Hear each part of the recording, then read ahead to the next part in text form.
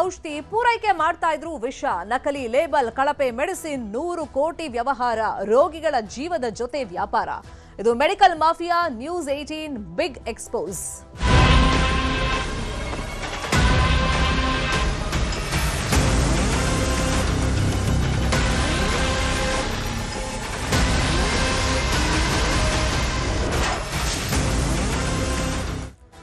ನಕಲಿ ಔಷಧಿ ಜಾಲ ಪತ್ತೆ ವಿಚಾರವನ್ನ ಸರ್ಕಾರ ಗಂಭೀರವಾಗಿ ಪರಿಗಣಿಸಿದೆ. ಇದೊಂದು ಗಂಭೀರ ಪ್ರಕರಣ. ಹಾಗಾಗಿ ಎಸ್ಐಟಿ ಮೂಲಕ ಜಾಲವನ್ನ ಪತ್ತೆ ಹಚ್ಚೋದಕ್ಕೆ ಸಿದ್ಧತೆಗಳಾಗಿದೆ ಅಂತೇಳಿ ಆರೋಗ್ಯ ಸಚಿವ ಯುಟಿ ಖಾದರ್ ಅವರು ಮಾಹಿತಿಯನ್ನ ಕೊಟ್ಟಿದ್ದಾರೆ.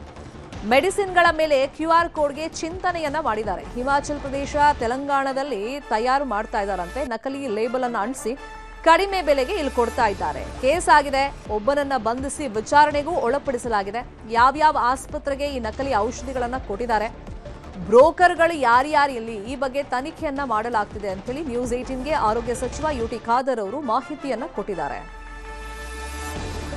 ಇತ್ತೀಚೆಗೆ ಹೋಟೆಲ್ಗಳಲ್ಲೂ ಕೂಡ ಇದನ್ನ ಇಂಟ್ರೊಡ್ಯೂಸ್ ಮಾಡಿದ್ರು, ಒಂದು QR ಕೋಡ್ ಅನ್ನ. ಅಂದ್ರೆ ಗ್ರಾಹಕರಿಗೆ ಅಲ್ಲೇನಾದ್ರೂ ಸಂಶಯಗಳು ಬಂದ್ರೆ ಕಳಪೆ ಗುಣಮಟ್ಟದ್ದು ಅಲ್ಲೇ ಸ್ಕ್ಯಾನ್ ಮಾಡಿ ದೂರನ್ನ ಕೊಡಬಹುದು. ಅದೇ ರೀತಿ ಈಗ ಈ ಔಷಧಿಗಳ ಮೇಲೂ ಕೂಡ ಒಂದು ಸ್ಕ್ಯಾನ್ ಮಾಡಿ ರಿಪೋರ್ಟ್ ಮಾಡುವಂತ ಉದ್ದೇಶದಿಂದ QR ಕೋಡ್ ಅನ್ನು ಹಾಕೋದಕ್ಕೆ ಸರ್ಕಾರ ಚಿಂತನೆಯನ್ನ ನಡೆಸ್ತಾ ಇದೆ.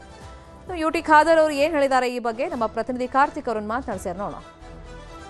ರಾಜ್ಯದಲ್ಲಿ ನಕಲಿ ಔಷಧಿಗಳ ಜಾಲ ಪತ್ತೆಯಾಗಿದೆ. ಈ ಒಂದು ಪತ್ತೆ ಕಾರ್ಯವನ್ನ ಆಹಾರ ಸುರಕ್ಷತೆ ಮತ್ತು ಔಷಧ ನಿಯಂತ್ರಣ ಇಲಾಖೆ ಮಾಡಿರುವಂತದ್ದು. ಈ ಬಗ್ಗೆ ಮಾತನಾಡೋದಕ್ಕೆ ಆರೋಗ್ಯ ಸಚಿವರಾಗಿರುವಂತಹ ಯುಟಿ ಖಾದರ್ ಅವರಿದ್ದಾರೆ. ಅವ್ರನ್ನ ಮಾತನಾಡಿಸ್ತಾ ಹೋಗ್ತೀನಿ. ಸರ್, ನಕಲಿ ಔಷಧಿಗಳ ಜಾಲವನ್ನೇ ಪತ್ತೆ ಮಾಡಿದಿರಿ, ಜೊತೆಗೆ ಈಗ ಅದನ್ನ ಯಾವ ರೀತಿಯಾಗಿ ತನಿಖೆ ಮಾಡ್ತಿದ್ದೀರಿ, ಅದಕ್ಕೆ ಸಂಬಂಧಪಟ್ಟಂಗೆ ಹೆಚ್ಚಿನ ಮಾಹಿತಿ ಏನಿದೆ ಸರ್? ಬಹುಶಃ ಬಹಳ ಗಂಭೀರವಾದ ಮತ್ತು ನಮ್ಮನ್ನು ಆಶ್ಚರ್ಯಚಕಿತಗೊಳಿಸುವ ವಿಚಾರ ಆಗಿದೆ. ಇವತ್ತು ಹಿಮಾಚಲ ಪ್ರದೇಶ, ತೆಲಂಗಾಣದಲ್ಲಿ ನಕಲಿ ಫ್ಯಾಕ್ಟರಿ ತಯಾರು ಮಾಡಿ ಅಲ್ಲಿಂದ ಔಷಧ ಇಲ್ಲಿ ಗಳಿಸಿ ಇಲ್ಲಿ ಬಹುಶಃ ಅದಕ್ಕೆ ಲೇಬಲಿಂಗ್ ಮಾಡಿ ಫಾರಿನ್ ಮಲ್ಟಿನ್ಯಾಷನಲ್ ಕಂಪನಿದು ಇನ್ನು ಔಷಧಗಳು, ಇಂಜೆಕ್ಷನ್ ಔಷಧವನ್ನು ಪ್ಯಾಕ್ ಮಾಡಿ ರೀಪ್ಯಾಕ್ ಮಾಡಿ ಅದನ್ನು ಕಡಿಮೆ ಬೆಲೆಯಲ್ಲಿ ಫಾರ್ಮಸ್ಯೂಟಿ ಕಂಪನಿಯಲ್ಲಿ ಮತ್ತು ಆಸ್ಪತ್ರೆ ಕೊಡ್ತಾ ಇದ್ದಾರೆ. ನಾವು ನಿನ್ನೆ ಅದನ್ನು 5 ಕೋಟಿ ರೂಪಾಯಿ ಮೊತ್ತದ ನಾವು ಇವತ್ತು ಸೀಸ್ ಮಾಡಿದ್ದೇವೆ. ಕೇಸ್ ಆಗಿದೆ, ತನಿಖೆ ಮಾಡ್ತೇವೆ. ಎಲ್ಲಿಯ ಕಂಪನಿ ಯಾರು ಬರ್ತಾರೆ, ಯಾವ ಆಸ್ಪತ್ರೆ ಕೊಟ್ಟಿದ್ದಾರೆ, ಯಾರು ದಲಾಳಿಗಳು ಎಲ್ಲ ವಿಚಾರ ತಗೊಂಡು ಕಠಿಣ ಕ್ರಮ ನಾವು ತಗೊಳ್ತೇವೆ. ಈಗಾಗಲೇ ನಕಲಿ ಔಷಧಿಗಳು ಸರಬರಾಜಾಗಿರುವಂತಹ ಸಂಖ್ಯೆಯೂ ಕೂಡ ಇದೆ. ಅದನ್ನ ಹೇಗೆ ಪತ್ತೆ ಮಾಡ್ತೀರಿ ಸರ್? ಅದಕ್ಕೆ ಅದೊಂದು ಚಾಲೆಂಜ್ ಅಲ್ವಾ? ಹಾಗಾಗಿ ಪೊಲೀಸರು ತನಿಖೆ ಮಾಡುವಾಗ ಅವ್ರು ಯಾರ್ಯಾರಿಗೆ ಕೊಟ್ಟಿದ್ದಾರೆ, ಯಾವ ಆಸ್ಪತ್ರೆ ಕೊಟ್ಟಿದ್ದಾರೆ, ಯಾವ ಫಾರ್ಮಸಿ ಕೊಟ್ಟಿದ್ದಾರೆ, ಇದೆಲ್ಲ ಕೂಡ ನಾವು ತನಿಖೆಯಲ್ಲಿ ಬರ್ತದೆ. ಸರ್, ಇದುವರೆಗೂ ಯಾರನ್ನ ಬಂಧನ ಆಗಿದೆ, ಜೊತೆಗೆ SIT ರಚನೆ ಏನಾದ್ರು ಮಾಡ್ತೀರಾ? ಯಾರ್ಯಾರು ಇರ್ತಾರೆ ಆ SIT ಬಂಧನ ಆಗಿದೆ ಮತ್ತು ಇದು ಅಂತಾರಾಜ್ಯ ಮಟ್ಟ ವಿಚಾರ ಆದ ಕಾರಣ ಮತ್ತು ಇದರಲ್ಲಿ ಯಾರು ಬರ್ತಾರೆ ಹೋಗ್ತಾರೆ ಬಹಳಷ್ಟು ದೀರ್ಘವಾಗಿ ಅದನ್ನು ತನಿಖೆ ಮಾಡಬೇಕಾದ ಕಾರಣ ಪೊಲೀಸ್ ಇಲಾಖೆ SP ಅವರು ಉತ್ತಮವಾದ ಕೆಲಸ ಮಾಡ್ತಿದ್ರು ಕೂಡ ಅವ್ರಿಗೆ ಬೇರೆ ಬೇರೆ ಕೆಲಸ ಕಾರ್ಯ ಒತ್ತಡ ಕೂಡ ಇರ್ತದೆ, ಬೇರೆ ಬೇರೆ ಕೆಲಸ ಕಾರ್ಯಗಳ. ಅದಕ್ಕಾಗಿ ಅದಕ್ಕೆ ಒಂದು ಸ್ಪೆಷಲ್ ಯೂನಿವರ್ಸಿಟಿ ಮಾಡಬೇಕಂತ ಕೇಳಿಕೊಂಡಿದ್ದೇನೆ. ಅದು ನಾವು ಸರ್ಕಾರ ಮುಂದೆ ತೀರ್ಮಾನ ಮಾಡ್ತದೆ. ಈಗ ನಕಲಿ ಯಾವುದು ಅಸಲಿ ಯಾವುದು ಅನ್ನೋದು ಕೂಡ ಪತ್ತೆ ಮಾಡಬೇಕಾಗುತ್ತೆ. ಅದಕ್ಕೆ ಸಂಬಂಧಪಟ್ಟಂತೆ QR ಕೋಡ್ ಅಳವಡಿಕೆ ಮಾಡುವಂತದ್ದು ಇದೆಯಾ? ಹೇಗೆ ನಮ್ಮಲ್ಲಿ ಸಿಸ್ಟಮ್ ಈಗಾಗಲೂ QR ಕೋಡ್ ಇದೆ, ನಾವು ಅನುಷ್ಠಾನ ಮಾಡ್ತಾ ಇದ್ದೇವೆ.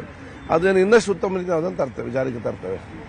ಪ್ರಮುಖವಾಗಿರುವಂತದಂತಂದ್ರೆ ಈ ಬೆಂಗಳೂರಲ್ಲಿ ತಯಾರಾಗಿರ್ತಕ್ಕಂಥ ನಕಲಿ ಔಷಧಿಗಳು ಬೇರೆ ಬೇರೆ ರಾಜ್ಯಗಳಿಗೂ ಕೂಡ ಸಪ್ಲೈ ಆಗ್ತಿತ್ತು ಅನ್ನುವಂಥದ್ದು. ಅದಕ್ಕೆ ಸಂಬಂಧಪಟ್ಟಂತೆ ಹೊರ ರಾಜ್ಯಗಳಿಗೆ ಮಾಹಿತಿ ಕೊಡುವಂತ ಕೆಲಸ ಆಗಿದೆ. ಹೇಗೆ ಕೇಂದ್ರದ ಆರೋಗ್ಯ ಸಚಿವರಿಗೆ ಪತ್ರ ಬರೆದಿದ್ದೇನೆ. ಬೇರೆ ಬೇರೆ ರಾಜ್ಯದ ಆರೋಗ್ಯ ಸಚಿವರಿಗೆ ಮಾಹಿತಿಯನ್ನು ನಾನು ಕೊಟ್ಟಿದ್ದೇನೆ. ಅವ್ರು ಅಲ್ಲಿ ಅದನ್ನು ಕ್ರಮ ತಗೊಳ್ಬೇಕು. ಸರ್, ಇನ್ನಷ್ಟು ಈ ರೀತಿಯ ಜಾಲಗಳನ್ನು ಪತ್ತೆ ಮಾಡುವಂತ ಕಾರ್ಯ ಹೇಗೆ ನಡೀತದೆ? ಅದಕ್ಕೆ ಸಂಬಂಧಪಟ್ಟಂಗೆ ಯಾವ ರೀತಿಯಾಗಿ ಸೂಚನೆ ಕೊಟ್ಟಿದೆ ಅಧಿಕಾರಿಗಳಿಗೆ? ಯಾರೆಲ್ಲ ಊರಿನವರು ನಮಗೆ ಈ ರೀತಿಯ ಒಂದು ಅಕ್ರಮವಾಗಿ ಮದ್ದಿಟ್ಟಿದ್ದಾರೆ, ಯಾರು ಸಣ್ಣ ಮಗು ನಮಗೆ ಒಂದು ಮಾಹಿತಿ ಕೊಟ್ಟರು ಕೂಡ, ಯಾರೊಬ್ಬರು ಮಾಹಿತಿ ಕೊಟ್ಟರು ಅವ್ರಿಗೆ ವಿಶೇಷದ ಬಹುಮಾನ ಕೊಡ್ತೇವೆ. Thank you. ಇದಿಷ್ಟು ಆರೋಗ್ಯ ಸಚಿವರಾಗಿರುವಂತಹ ಯುಟಿ ಖಾದರ್ ಅವರ ಮಾತು. ಕ್ಯಾಮರಾ ಪರ್ಸನ್ ನೂರಮ್ಮ ಜೊತೆ ಕಾರ್ತಿಕ್, ನ್ಯೂಸ್ 18 ಕನ್ನಡ, ಬೆಂಗಳೂರು.